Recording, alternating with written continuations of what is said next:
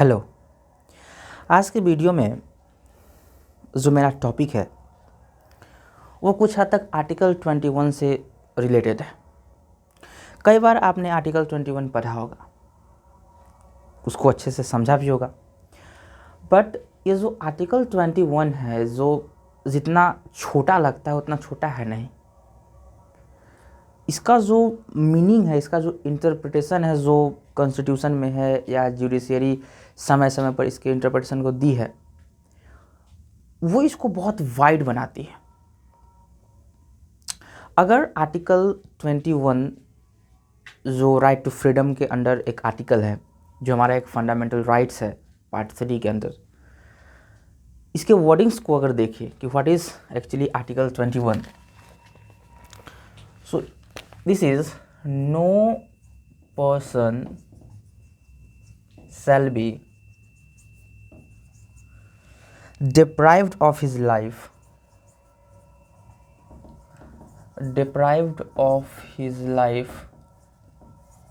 and his personal liberty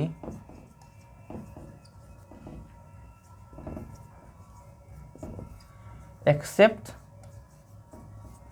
by the procedure established by law. Procedure established by law. This is Article 21. No person shall be deprived of his life and personal liberty except by the procedure established by the law. इसको सीधे अगर समझना है article 21 को, तो यह कहती है यह आर्टिकल कि कोई भी पर्सन, और इस आर्टिकल में पर्टिकुलरली पर्सन को मेंशन किया गया है, और person means citizens and non citizens both. So this article is not only for the citizens but it is also for non citizens people. सो यह जो आर्टिकल है नॉन सिटीजन्स के लिए तो है ही, and then in this article no person shall be deprived of his life. किसी भी पर्सन को उसके लाइफ से और उसके पर्सनल लिबर्टी से डिप्राइव नहीं किया जा सकता, वंचित नहीं किया जा सकता है, accept by the procedure established by the law. It means कि जो प्रोसीजर लॉ ने इस्टेब्लिश किया है, लॉ ने स्थापित किया है, उस प्रोसीजर से आपके लाइफ के और आपके पर्सनल लिबर्टी को लिया जा सकता है। बट इसको अगर इस आर्टिकल को आपको अच्छे से समझना है इस आर्टिकल को, तो आपको यहाँ 3 चीज़ों को समझना होगा। First is what is life, second one is what is personal liberty, and third is what is procedure established by the law. तो 3 चीज़ों को समझने के बाद आप इस आर्टिकल को समझ सकते हैं। यह आर्टिकल इतना इम्पोर्टेंट आर्टिकल है कि जुडिशरी ने अपने इस एक जजमेंट में इंटरप्रेट किया कि article 21 is the backbone of the constitution. Means कि जो पूरा कॉन्स्टिट्यूशन है वह आर्टिकल 21 पर खड़ी है। अगर आर्टिकल 21 के जो इंटरप्रिटेशंस दिए गए हैं उसको अगर नलिफाई कर दिया जाए, उसको वॉइड कर दिया जाए, ख़त्म कर दिया जाए, तो आपका पूरा कॉन्स्टिट्यूशन ख़त्म हो सकता है। आपने देखा होगा कि आर्टिकल 19 में बहुत सारे राइट्स दिए गए हैं। 6 राइट्स है, असेंबली करने का, मूवमेंट करने का, अपना प्रोफेसर प्रैक्टिस करने का, और भी बहुत सारे राइट्स है उसमें दिए हुए। तो वह राइट्स जो आपके पर्सनल लिबर्टी को बताता है कि आप क्या कर सकते हैं, वह राइट केवल आर्टिकल 19 तक कन्फाइंड नहीं है। कुछ जो राइट जिसको एक जगह बता दिया गया है आर्टिकल 19 में, उसके अलावा बहुत सारे जितने भी राइट्स हैं वह पूरे राइट्स आर्टिकल 21 के अंडर आते हैं। आर्टिकल 21 को समझना और जानना इसलिए भी बहुत इंपॉर्टेंट है। आप एक क्वेश्चन करें कि आर्टिकल 21 जो कहता है कि व्हाट इज लाइफ और आपका पर्सनल लिबर्टी, जिसको डिप्राइव नहीं किया जा सकता, अगर किया भी जा सकता है तो एक प्रोसीजर है, लॉ ने जिसको इस्टेब्लिश किया है, उस प्रोसीजर से आपके पर्सनल लिबर्टी को और आपके लाइफ को डिप्राइव किया जा सकता है। तो एक समय के लिए हम चलिए मानते हैं कि आपके लाइफ को, आपके पर्सनल लिबर्टी को डिप्राइव किया जाएगा, तो क्या आप सोच सकते हैं कि आपके पर्सनल लिबर्टी को किस तरह से डिप्राइव किया जा सकता है? अगर आप सोच सकते हैं, अगर आप जानते हैं, तो इस समय आप वीडियो पॉज कीजिए और कमेंट कीजिए कि how can be your personal liberty deprived. आपके पर्सनल लिबर्टी को कैसे कोई डिप्राइव कर सकता है। फिर मैं बताता हूँ आपको कि कैसे कोई भी हो सकता है, वह स्टेट हो सकता है, कोई भी हो सकता है जो आपके पर्सनल लिबर्टी को डिप्राइव करेगा, लेकिन कैसे करेगा। आपके पर्सनल लिबर्टी को डिप्राइव किया जा सकता है 2 तरीकों से।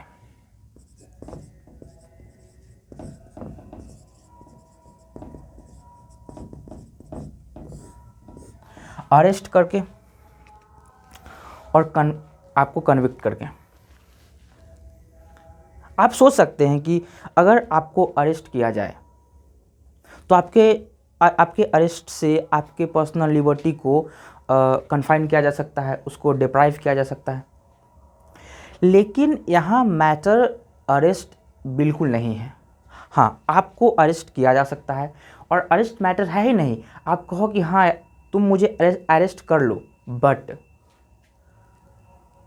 Bye the procedure established by law. Arrest करो, लेकिन जो प्रोसीजर इस्टेब्लिश्ड बाय लॉ है उससे अरेस्ट करो। ये जो अरेस्ट, जो यहाँ वर्ड है, जो प्रोसीजर इस्टेब्लिश्ड बाय लॉ के तहत ही आपको कोई अरेस्ट कर सकता है, और तब अरेस्ट करेगा तो आपकी पर्सनल लिबर्टी खत्म होगी। लेकिन अरेस्ट कैसे करेगा? Procedure established by law means कि जब कोई ऐसे ही आकर सीधे आपको अरेस्ट नहीं कर सकता है। पुलिस आएगी और सीधे आपको उठाकर नहीं चले जाएगी। पुलिस आई और आपको अरेस्ट कर ली और चली गई, ऐसे अरेस्ट आपको नहीं किया जा सकता है। आपको अरेस्ट करने से पहले आपको अरेस्ट के बैकग्राउंड को बताना होगा। उसके बाद आपको यह भी बताया जाएगा कि आपके पास राइट टू बेल है। उसके बाद आपको 24 आवर्स के अंदर मजिस्ट्रेट के पास आपको पहुंचाया जाता है। उसमें ट्रैवल टाइम भी जुड़ा होता है।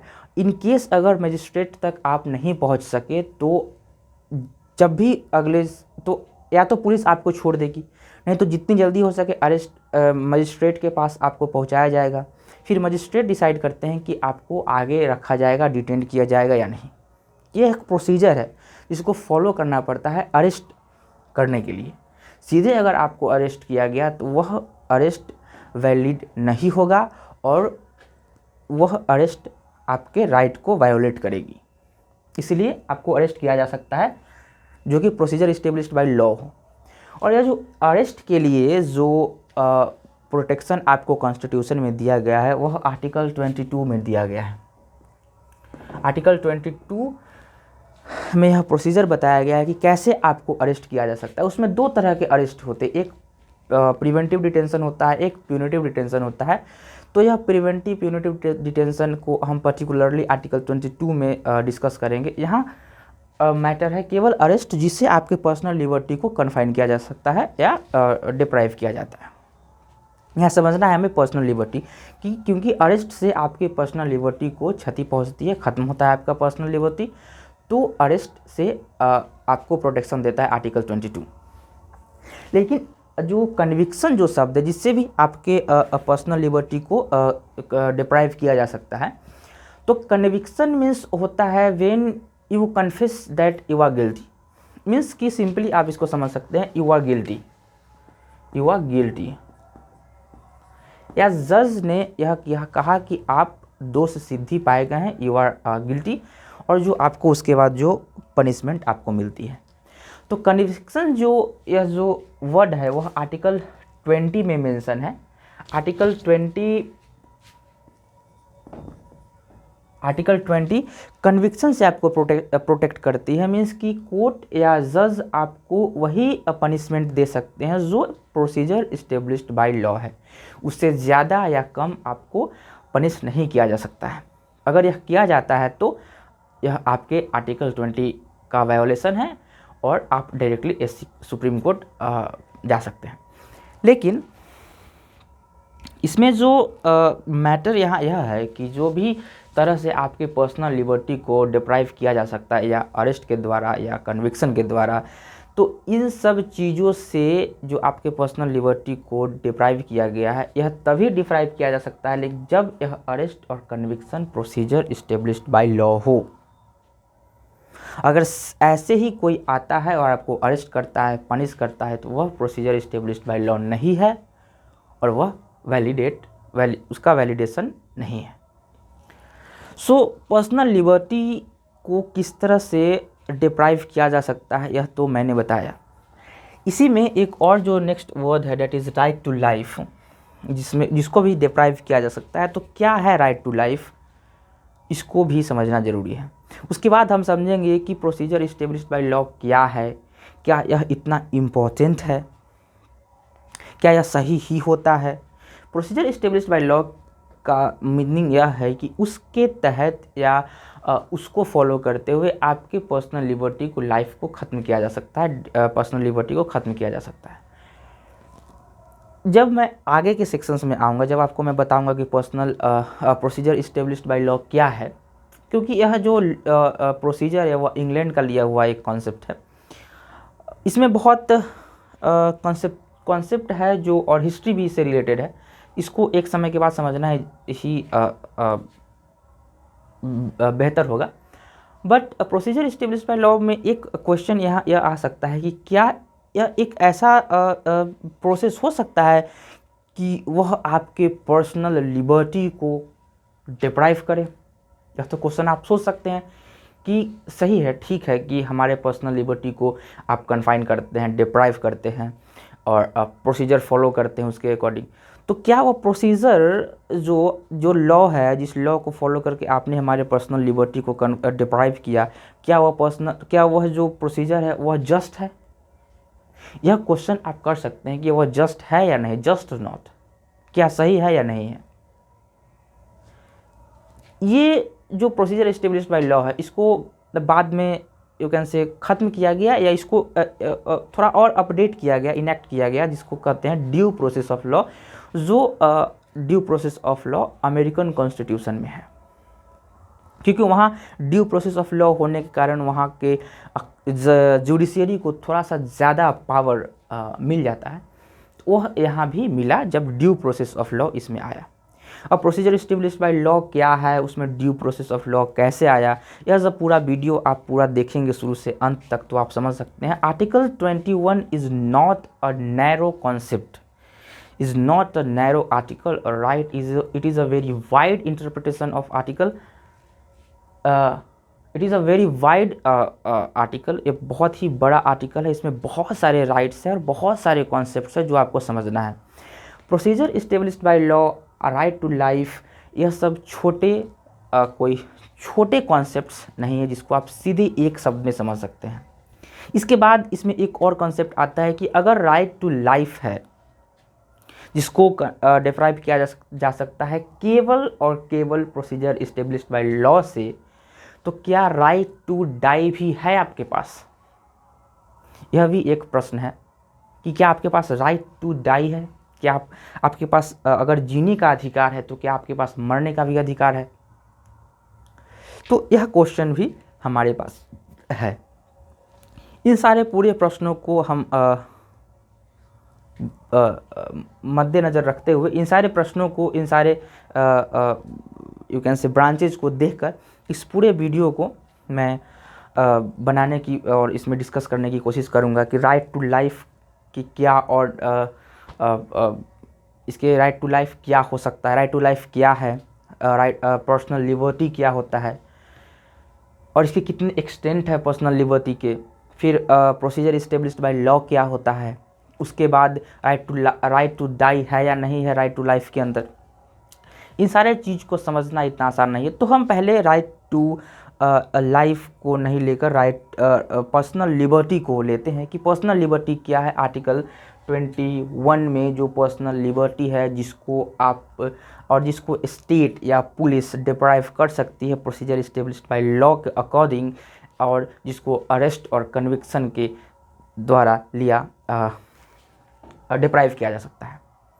अब आप एक चीज़ से समझ सकते हैं इस आर्टिकल क्यों इतना इम्पोर्टेंट है, क्योंकि यह जो आर्टिकल 21 है इसके पीछे, यानी कि आर्टिकल 20 जो कन्विक्शन के लिए एक आपको प्रोटेक्ट करती है कि मीन्स कि जुडिशियरी या कोई भी आपको एक सीमा से अधिक जो प्रोसीजर इस्टेब्लिश्ड बाय लॉ है उसके अकॉर्डिंग में ही आपको पनिश कर सकती है, उससे ज़्यादा पनिशमेंट आपको नहीं दे सकती। आर्टिकल 20 अगर आप पढ़ेंगे तो आर्टिकल 20 क्लॉज 1 जो एक्स पोस्ट फैक्टो लॉ के बारे में डिस्कस करती है, उसमें कहा गया है कि जो कन्विक्शन अगर आप गिल्टी साबित हुए तो उस गिल्टी के बाद जो भी पनिशमेंट लॉ में निर्धारित है आपको उतना ही पनिशमेंट दिया जाएगा, उससे ज़्यादा नहीं दिया जा सकता है। एक और बात आर्टिकल 20 क्लॉज 1 जो एक्स पोस्ट फैक्टो लॉ उसमें लिखा गया है कि अगर एसिड अटैक, मैं एक एग्जांपल देता हूँ आपको, एसिड अटैक जो 2012 तक I think was not an offence, उस समय तक एसिड अटैक कोई ऑफेंस नहीं था, शायद 2013 तक। तो उस समय तक अगर एसिड अटैक ऑफेंस नहीं था और कोई कैंडिडेट या कोई भी इंडिविजुअल अगर उस एक्ट को 13 से पहले करता है, मीन्स कि वो 2012 में वह एक्ट किया, किसी पर एसिड से अटैक किया। अब क्योंकि 2012 में acid attack was not an offence, तो उस समय तो उसको पनिश नहीं किया जाएगा। लेकिन जब 2013 में एसिड अटैक को एक पनिशेबल और ऑफेंसिव एक्ट इनेक्ट कर दिया गया, बना दिया गया, तो क्या उस इंडिविजुअल को जो पहले जब वह एक्ट किया तब वह एक्ट ऑफेंस नहीं था, तो क्या उस एक्ट को ऑफेंसिव बनने के बाद उसको पनिश किया जा सकता है? तो इस प्रश्न का आंसर है नहीं किया जा सकता। और article 20 clause 1 x post facto law यही बताती है कि अगर आपने कोई एक्ट किया और जिस समय वह एक्ट किया उस समय अगर वह एक पनिशेबल एक्ट नहीं है, ऑफेंसिव एक्ट नहीं है, तो जब वह एक्ट ऑफेंसिव एक्ट बनेगी, यानी कि बाद में जब कोई लॉ उसको उस एक्ट को ऑफेंस प्रूफ करती है, तो उसके बाद आपको उस एक्ट के अकॉर्डिंग पनिश नहीं किया जाएगा। यह मीन्स कि आपको पनिशमेंट से बचाने वाली एक्ट जो है वह कन्विक्शन है, और क्योंकि यह आपको कन्विक्शन से बचाती है और आर्बिट्रेरी कन्विक्शन से बचाती है, इसलिए यह आपके पर्सनल लिबर्टी को प्रोटेक्ट करती है, जो आर्टिकल 21 को प्रोटेक्ट करता है।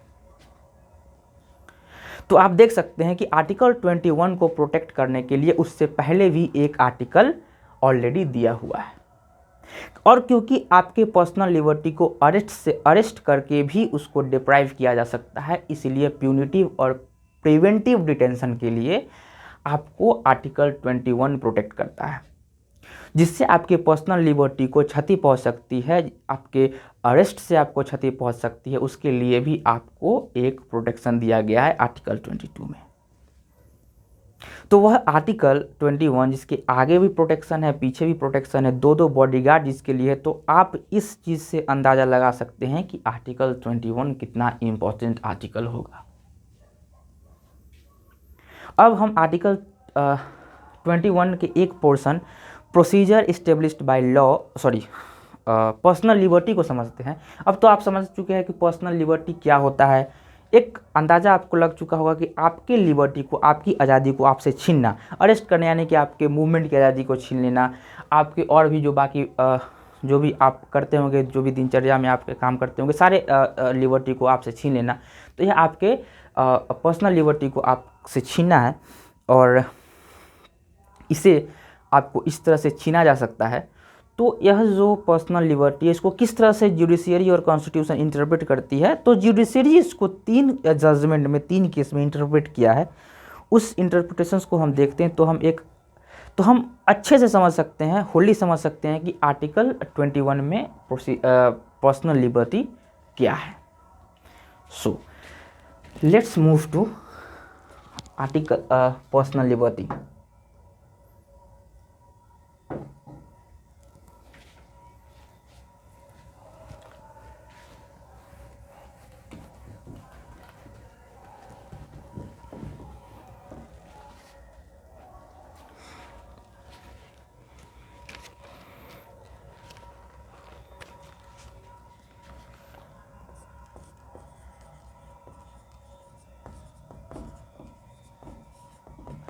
पर्सनल लिबर्टी को समझने के लिए जो आर्टिकल 21 में पर्सनल लिबर्टी है, इसको हम 3 केसेस से समझ सकते हैं।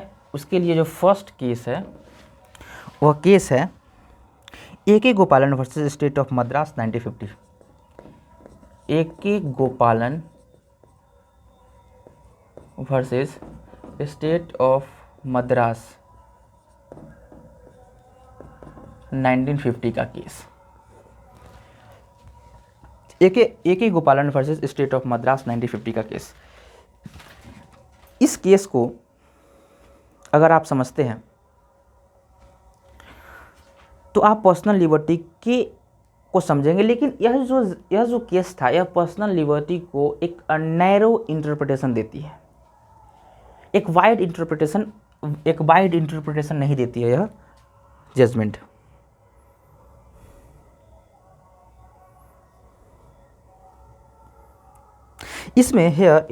इसमें जो पिटिशनर था जिसने चैलेंज किया था 1950 के एक प्यूनिटिव डिटेंशन जो था, मैंने जिसका जिक्र किया था, जो आर्टिकल 22 में जिसका जो प्यूनिटिव डिटेंशन का जो जिक्र किया गया है, तो जो पिटिशनर था उसने 1950 के प्यूनिटिव डिटेंशन एक्ट को चैलेंज किया और कहा कि A.K. गोपालन जो थे उन्होंने कहा कि मेरे फ्रीडम ऑफ मूवमेंट को वायोलेट किया गया है। इनके फ्रीडम ऑफ मूवमेंट को पिटिशनर द्वारा चैलेंज किया गया कि इनके फ्रीडम ऑफ मूवमेंट को वायोलेट किया गया है, जो आर्टिकल 91 में है। आर्टिकल 91 को वायोलेट हुआ है इनका, जो इनका पर्सनल लिबर्टी था। मीन्स कि A.K. गोपालन जो थे उनको डिटेन किया गया, प्यूनिटिव डिटेंशन एक्ट 1950 के अकॉर्डिंग इनको डिटेन किया गया और इन्होंने चैलेंज किया कोर्ट में कि मुझे बिना बताए या किसी भी तरह से उनके पर्सनल लिबर्टी को, जो आर्टिकल 19 जो मूवमेंट का उनका जो एक राइट है, उसको वायोलेट किया गया।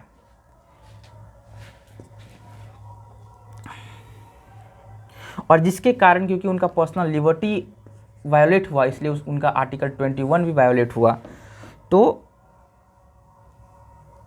इन्होंने क्या करने का प्रयास किया, उन्होंने जो भी कारण हुआ, जिन भी कारण से उनको डिटेन किया गया हो, तो उनका यह कहना था कि मेरे मूवमेंट को वायोलेट हुआ, मेरा मूवमेंट आर्टिकल 19 में मेरा राइट टू जो मूवमेंट है वह मेरा वायोलेट हुआ, जिससे मेरी पर्सनल लिबर्टी वायोलेट हुई और पर्सनल लिबर्टी मेरा वायोलेट हुआ, इसलिए मेरा आर्टिकल 21 वायोलेट हुआ। अब कोर्ट के पास यह क्वेश्चन था कि क्या है भाई पर्सनल लिबर्टी, क्या है पर्सनल लिबर्टी, क्या है। अब क्योंकि जो प्यूनिटिव डिटेंशन एक्ट जो है वह एक प्रोसीजर तो ज़रूर होगा उसके पास, एक लॉ। प्यूनिटिव डिटेंशन एक्ट में जो भी प्रोसीजर इस्टेब्लिश्ड बाय लॉ होगा, उसी को फॉलो करके जो भी उसको डिटेन किया होगा, जो भी इंस्टीट्यूशन उसको डिटेन किया होगा A.K. गोपालन को। अब क्योंकि उनको जो डिटेन किया गया वो एक प्रोसीजर के तहत डिटेन किया गया, तो लेट्स सी जजमेंट क्या है, कोर्ट क्या कहती है उनको। और वह क्या करना चाहते थे A.K. गोपालन, आर्टिकल 19 को और 21 को कनेक्ट करना चाहते थे, क्योंकि इनका कहना था क्योंकि मेरा आर्टिकल 19 वायोलेट हुआ और आर्टिकल 19 में मेरा राइट टू मूवमेंट वायोलेट हुआ और राइट टू मूवमेंट मेरा पर्सनल लिबर्टी है, इसलिए मेरा आर्टिकल 21 वायोलेट हुआ। तो क्या यह दोनों आर्टिकल लिंक्ड है? Is article 19 and article 21 linked? तो इनमें कोर्ट का क्या कहना था? कोर्ट ने इस केस के जजमेंट में क्या बताया? कोर्ट ने क्या कहा? कोर्ट ने कहा आर्टिकल 19 जो है केवल सिटीजन के लिए है, it is only for citizens. Article 19 is only for citizens and article 21 जो है this is for all, citizen non citizen both.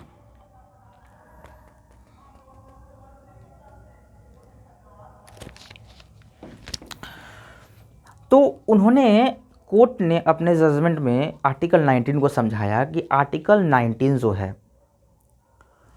Article 19 केवल सिटीजन के लिए है, जो सिटीजन को कुछ राइट्स देती है। और उसमें उन्होंने यह भी कहा कि इस, और आर्टिकल 19 में उन्होंने बताया, कोर्ट ने बताया आर्टिकल 19 को बताते हुए कि जो स्टेट है वह सिटीजन्स पर एक रीजनेबल रेस्ट्रिक्शन भी लगा सकती है। हमें पता है कि आर्टिकल 19 में बहुत सारे रीजनेबल रेस्ट्रिक्शंस है जिससे आपके राइट को कुछ हद तक कन्फाइन किया जा सकता है, जिसके ग्राउंड्स होते हैं unity for and integrity of the nation, relation with foreign state के बेसिस पर आपके राइट को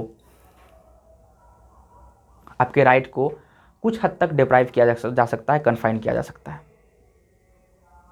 तो कुछ हद तक आर्टिकल 19 को कोर्ट ने कहा कि यह जो है आर्टिकल 19 वह केवल सिटीजन्स के लिए है, और आर्टिकल 21 जो है वह सबके लिए है, for all the people, means कि सिटीजन्स के लिए भी है, नॉन सिटीजन्स के लिए भी है। तो कोर्ट क्या करना चाह रही है यहाँ पर, थोड़ा सा मैं उसको बताता हूँ। कोर्ट आर्टिकल 19 को और आर्टिकल 21 को अलग अलग बताना चाहती है। कोर्ट यह बताने के प्रयास कर रही है कि आर्टिकल 19 केवल सिटीजन्स के लिए है, उसका दूसरा मैटर है, आर्टिकल 21 दूसरा मैटर है। और अंततः कोर्ट यह कहती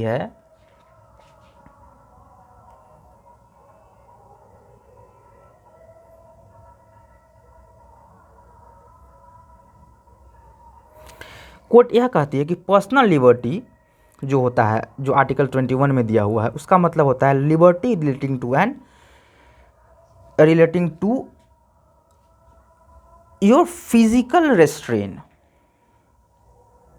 आपको फिजिकल रेस्ट्रेन एक शब्द से उसको नैरो इंटरप्रिटेशन देते हुए कोर्ट आर्टिकल 21 को कन्फाइन कर देती है। यहाँ कोर्ट ने आर्टिकल 21 को एक वाइड इंटरप्रिटेशन नहीं दिया, एक नैरो इंटरप्रिटेशन देकर कहा कि यह जो आर्टिकल 21 है यह केवल आपके फिजिकल रेस्ट्रेन को बताती है। मीन्स आर्टिकल, और कोर्ट यह कहती है कि आर्टिकल 21 और आर्टिकल 19 दोनों अलग अलग है, दोनों एक जैसे कनेक्टेड नहीं है, इंटरलिंक्ड नहीं है।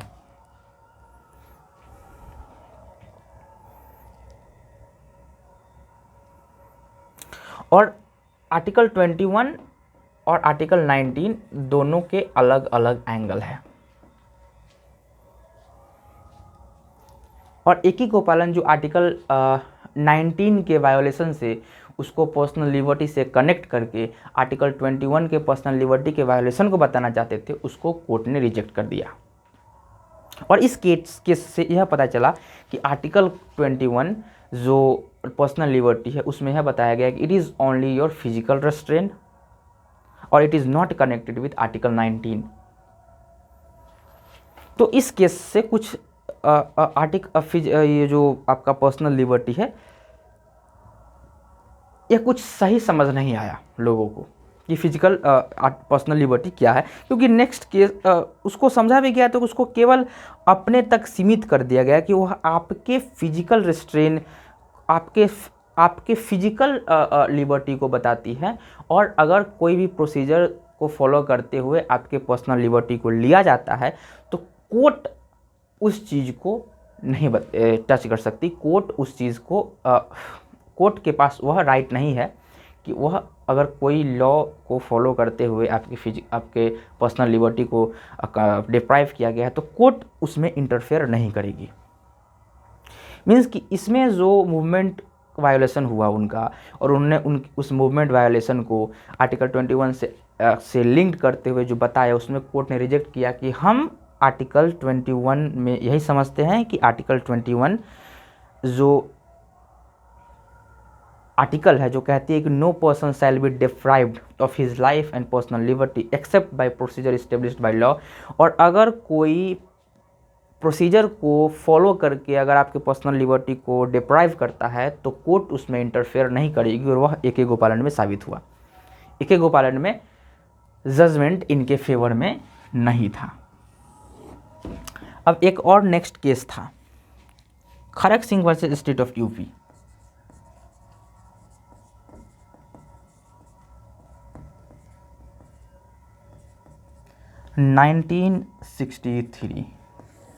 इस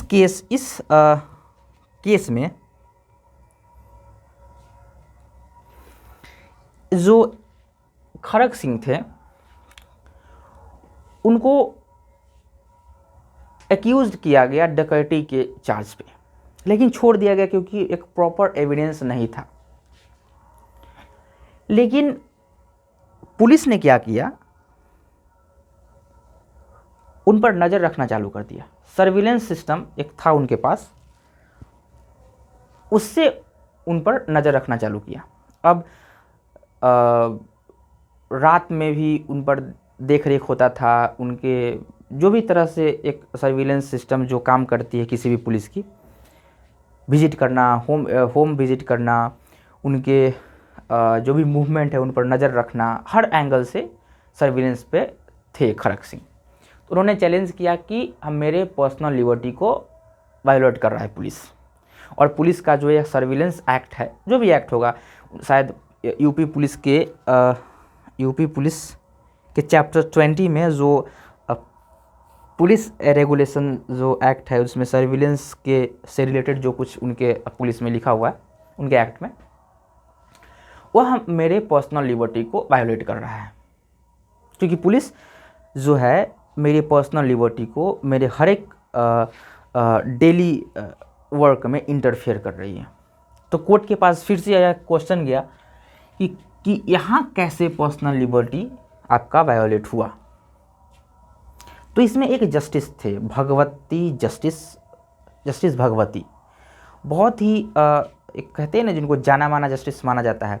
इन्होंने बहुत से जजमेंट दिए और बहुत ही इम्पोर्टेंट और लैंडमार्क जजमेंट दिए, वह यह भी साबित हुआ।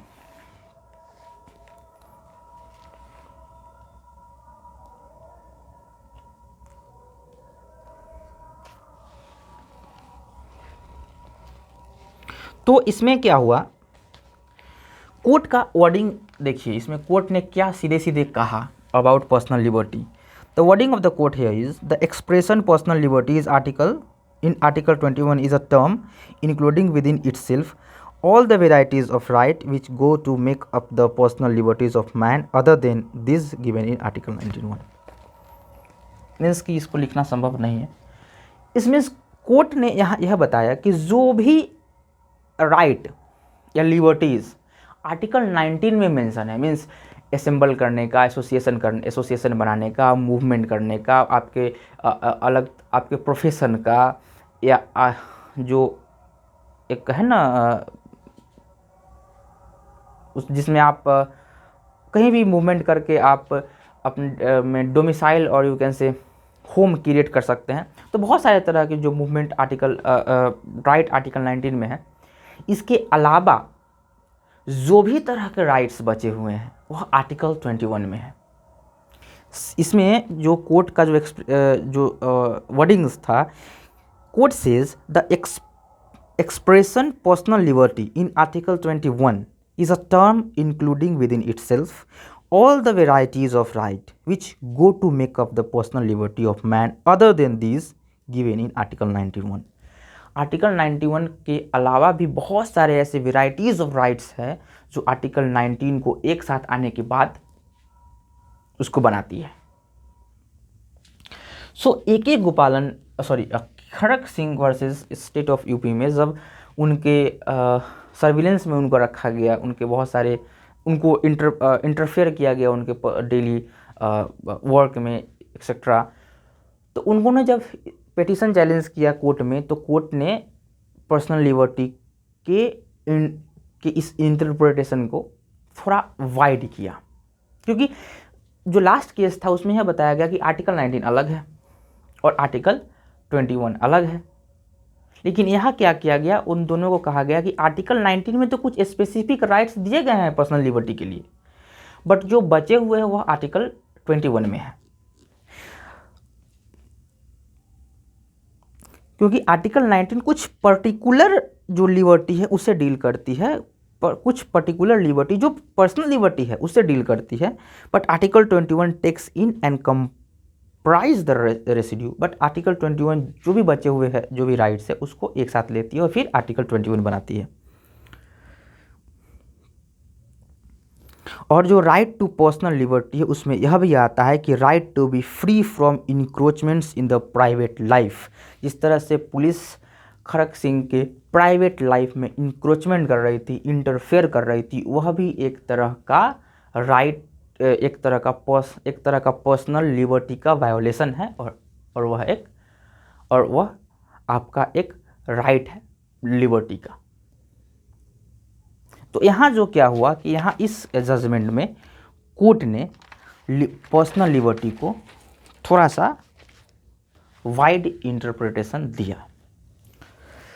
तो यहाँ आप यहाँ इस जजमेंट से आप यह तो समझ चुके होंगे कि जो पर्सनल लिबर्टी है वह कोई एक स्पेसिफिक इसका कोई डेफिनेशन नहीं है कि यह डेफिनेशन दे दिया और यही है मेरा personal liberty.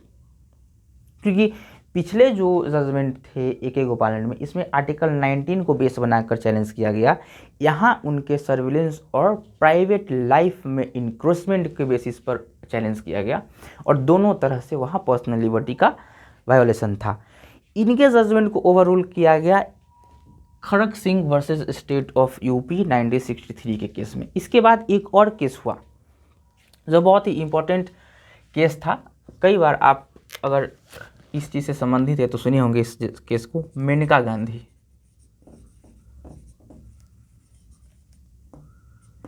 Versus union of India case 1978।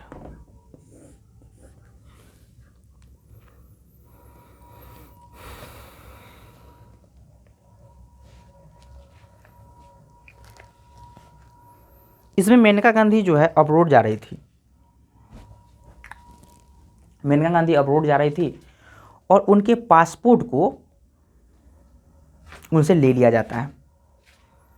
तो मेनका गांधी कहती है कि मुझे रीज़न तो बताओ कि मेरा पासपोर्ट क्यों लिया।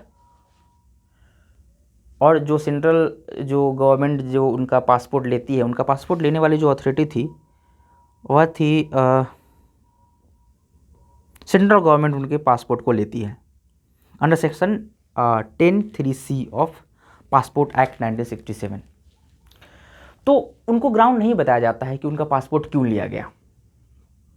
उन्होंने चैलेंज किया और चैलेंज करने के बाद इन्होंने एक अलग मुद्दा छेड़ दिया इस पर्सनल लिबर्टी में और इस आर्टिकल 21 के कॉन्सेप्ट में। इन्होंने क्या किया, इन्होंने कहा क्योंकि मैं मूव कर रही थी, मेनका गांधी मूव कर रही थी, तो उनका आर्टिकल 19 वायोलेट हुआ, जिससे उनके पर्सनल लिबर्टी को डिप्राइव किया गया और उसके कारण उनका आर्टिकल 21 का भी वायोलेशन हुआ। और उन्होंने इसको आर्टिकल 14 से भी कनेक्ट कर दिया और कहा कि मेरा आर्टिकल 14, आर्टिकल 19 और आर्टिकल 21 यह तीनों वायलेट हुआ है। अब आर्टिकल जो 14 है, अगर आप जानते हैं, article 14 equality before law and equal protection of law की बात करती है। समानता जिसको कहते हैं, इक्वालिटी से डील करती है। अब क्योंकि इन्होंने इसको तीनों से कनेक्ट कर दिया, इसको इससे ऐसे। अब कोर्ट ने कहा अरे कोर्ट जो थी वह सोच में पड़ गई, यह तो आर्टिकल पहले तो यह केवल आर्टिकल 21 और 19 दोनों कनेक्शन में था, अब आर्टिकल 14 भी आ गया। यह मामला थोड़ा गंभीर था और सेंसिटिव। अगर आप इस टॉपिक को समझ रहे हैं तो आपको मज़ा आ रहा होगा, लेकिन अगर आप नहीं समझ रहे हैं तो आप फिर से वीडियो ज़रूर देखिए, क्योंकि यह टॉपिक बहुत ही इम्पोर्टेंट है। एग्जामिनेशन पर्सपेक्टिव में जानना, उसको एग्ज़ाम देना अलग बात है, चीज़ को समझना अलग बात है।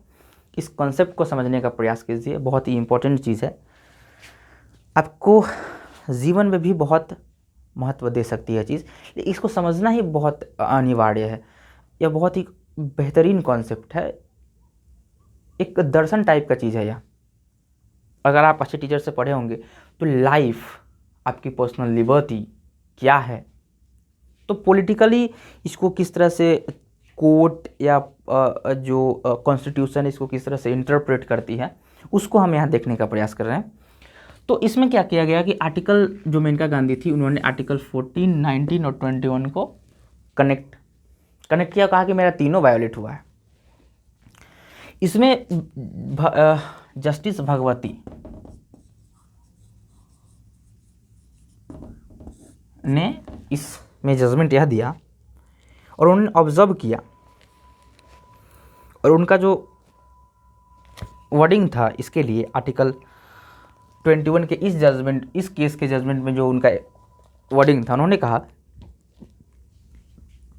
Justice Bhagwati observe that the expression personal liberty is of widest amplitude and it covers a variety of rights which go to constitute the personal liberty of man, and some of them have raised to the status of distinct fundamental rights and given additional protection under Article 19। इसमें उन्होंने article 21 के को और wide करने की कोशिश किया। उन्होंने कहा कि आर्टिकल जो 19 जो है, जो तो कुछ पर्टिकुलर लिबर्टी आपको देती है, और जो आर्टिकल 21 है उसके अलावा आपको बहुत सारे लिबर्टीज देती है। तो कोर्ट का यह काम है कि कोर्ट फंडामेंटल राइट्स को, उसके फंडामेंटल राइट्स को कन्फाइन ना करके उसको, कोर्ट को उसको एक्सपेंड करना चाहिए, उसके रीच को बढ़ाना चाहिए। और उन्होंने ऑब्जर्व किया कि personal liberty is of widest amplitude.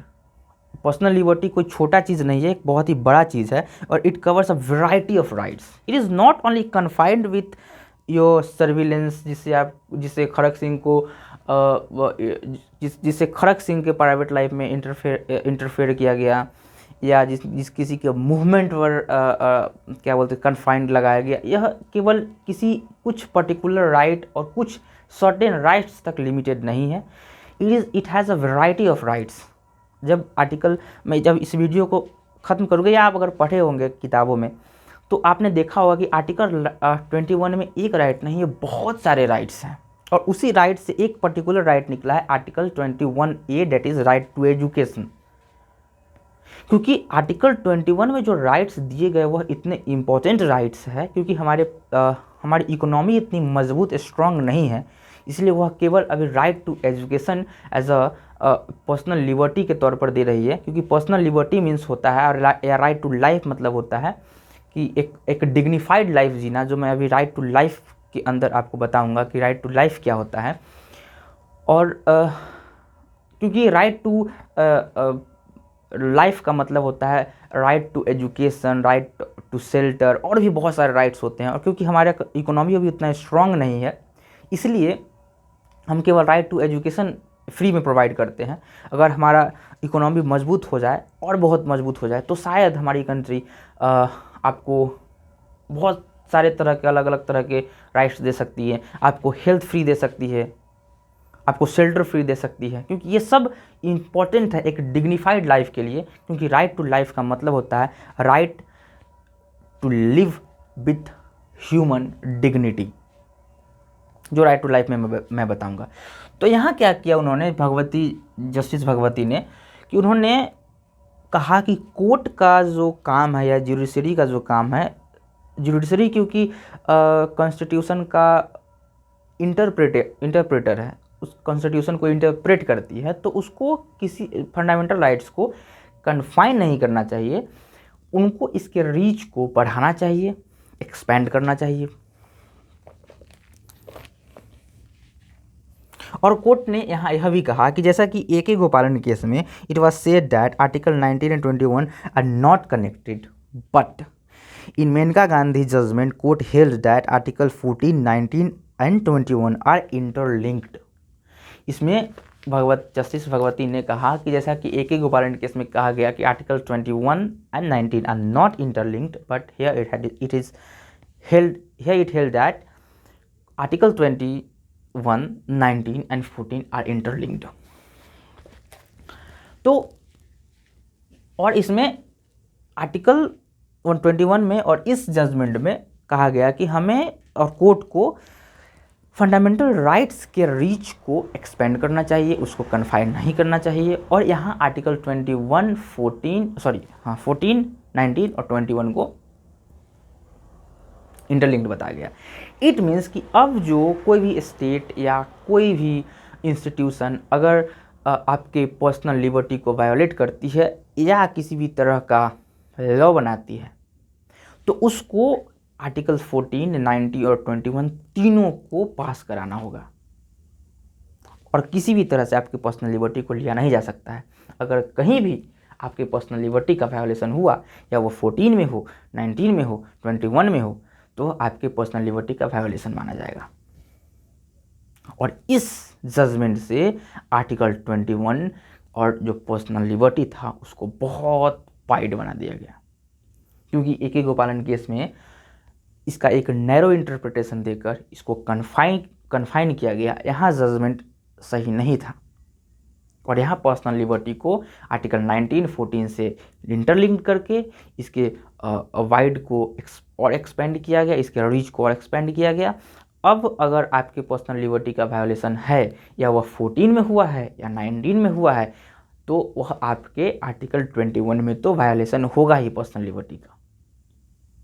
अगर आप इस चीज़ को समझ रहे हैं तो आपको सही में अभी मज़ा आ रहा होगा। इसके बाद अगर आपने पर्सनल लिबर्टी को समझा, क्योंकि मुझे लगता है कि तीन जजमेंट में पर्सनल लिबर्टी को अलग अलग तरह से बताया गया।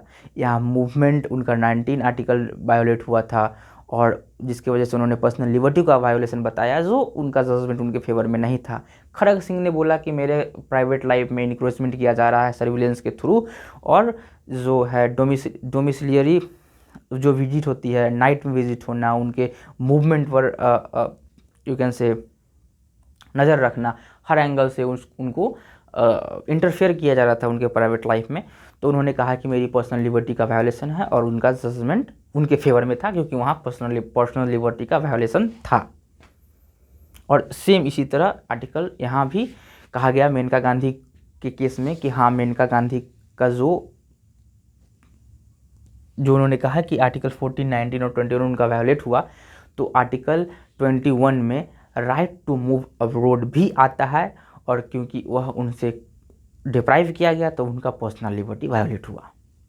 और यह भी जजमेंट मेनका गांधी के फेवर में था। तो शायद आप अब पर्सनल लिबर्टी को समझ पा रहे होंगे, क्योंकि इतना बड़ा इंटरप्रिटेशन शायद अभी YouTube पर भी नहीं होगा।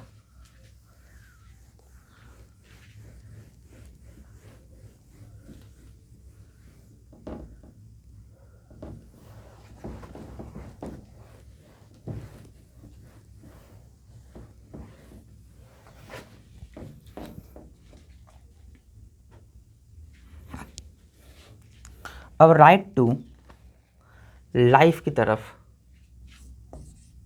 बढ़ते हैं।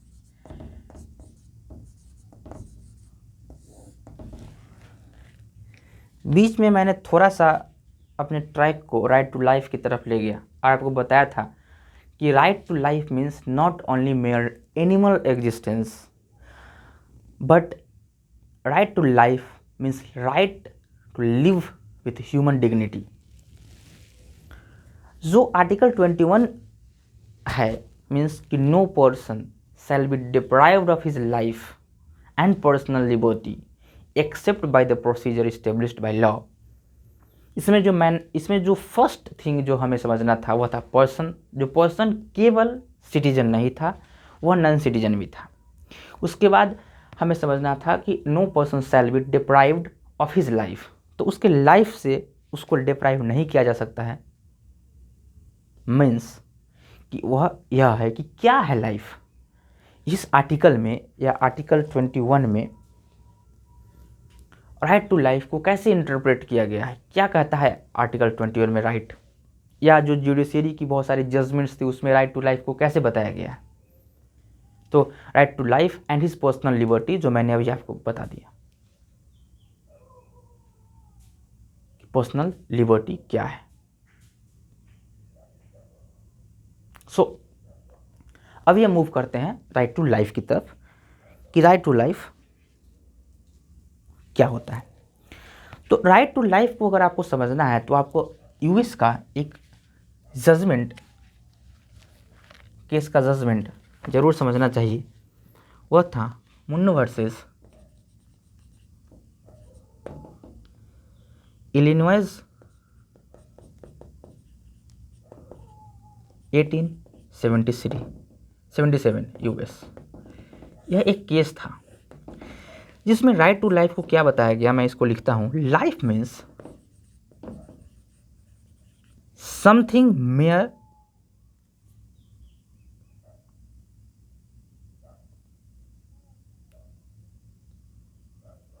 Something, right, means life means something mere animal existence,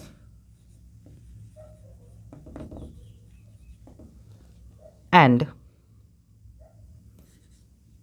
in our constitution the life in article 21 is not only merely the physical act of breathing.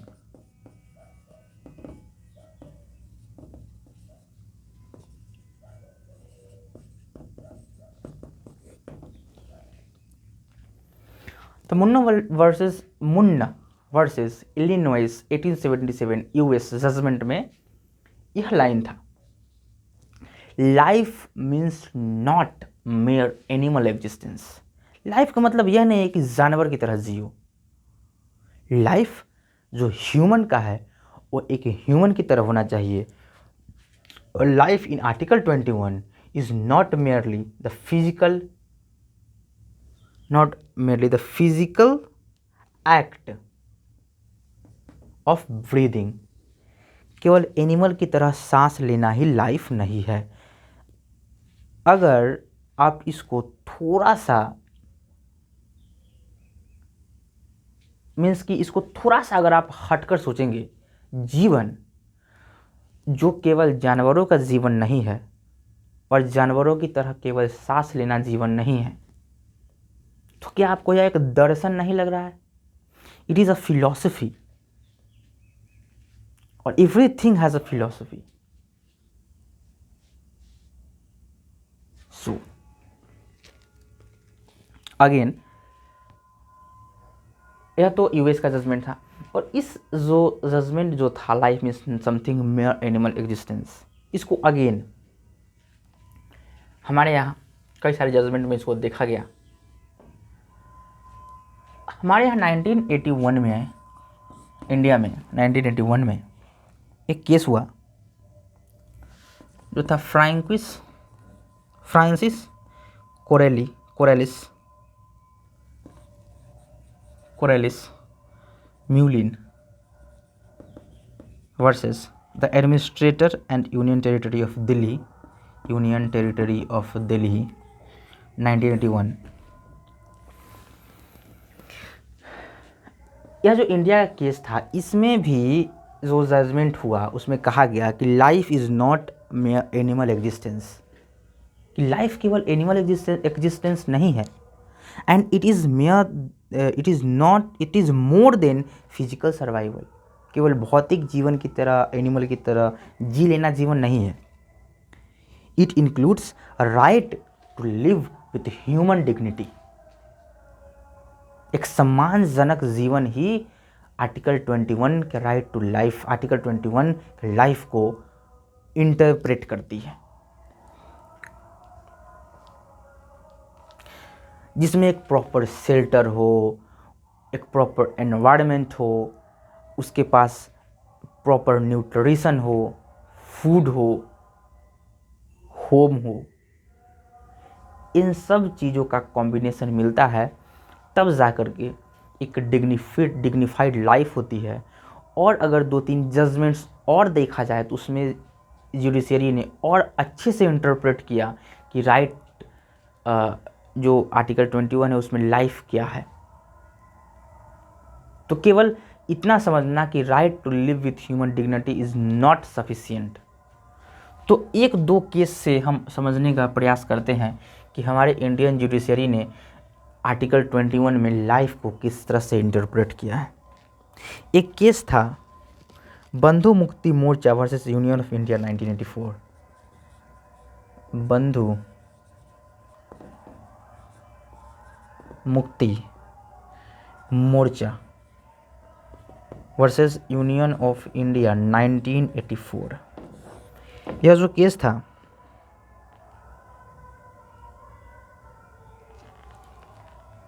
इसमें एक पिटिशनर ने यह पिटिशन फाइल किया कोर्ट में कि कोई स्पेसिफिक वेन्यू पर, place पर जो वर्कर्स है उनके लिए एक इनह्यूमन और इनटॉलरेबल जो कंडीशन है काम करने का, वह है। तो इससे क्या कि मतलब वर्कर्स जो है उनके पास भी तो एक डिग्निफाइड लाइफ होनी चाहिए, और उस पिटिशनर ने यही चैलेंज किया कोर्ट में। तो कोर्ट में एससी या सुप्रीम कोर्ट ने कहा कि to live with human dignity enshrined in article 21 derives its life and breath from Article 39E, 39F, Article 41 and 42. Court held कि जो right to live with human dignity article 21 provide करती है, उसका जो पूरा जो उनको जीवन मिलता है, सांस मिलती है आर्टिकल 21 के राइट टू लाइफ को, वह है article 39E, F and article 41 and 42 में।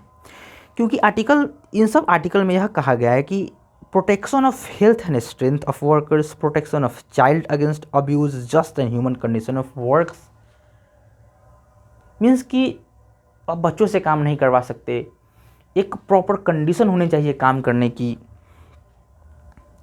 और it includes protection of health and strength of workers, कि अगर वर्कर्स है वह बशर्ते बंधुआ मजदूर ही क्यों ना हो, तो उनका जो काम करने का वेन्यू, जगह होगा, कंडीशन होगा, प्रॉपर होनी चाहिए, उनकी हेल्थ पर ध्यान देनी चाहिए, उनके पास स्ट्रेंथ होनी चाहिए काम करने की। इन सब चीज़ों के बाद ही जो है वह वर्कर एक डिग्निफाइड लाइफ जी सकता है। वर्कर है तो क्या हुआ, उसके पास भी डिग्निफाइड लाइफ है, और आर्टिकल 21 मेयर एनिमल एग्जिस्टेंस को लाइफ नहीं समझती है।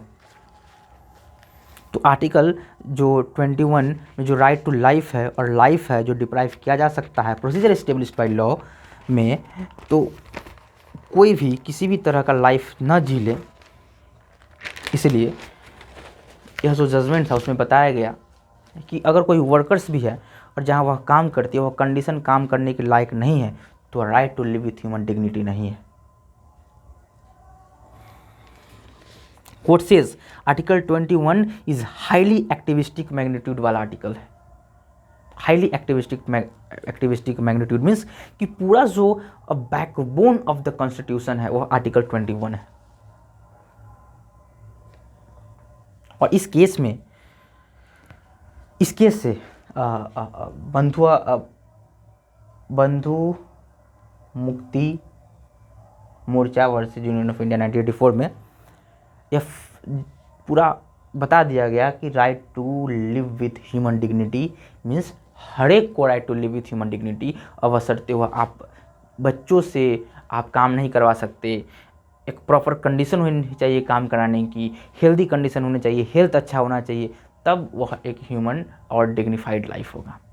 और उससे पहले जो यह केस था 1981 में Francis Coralie Mullin versus union territory of Delhi 1981 का जो केस का जजमेंट था, उसमें भी तो कहा ही गया था कि right to live with human dignity means यही है राइट लाइफ का इंटरप्रिटेशन आर्टिकल 21 में।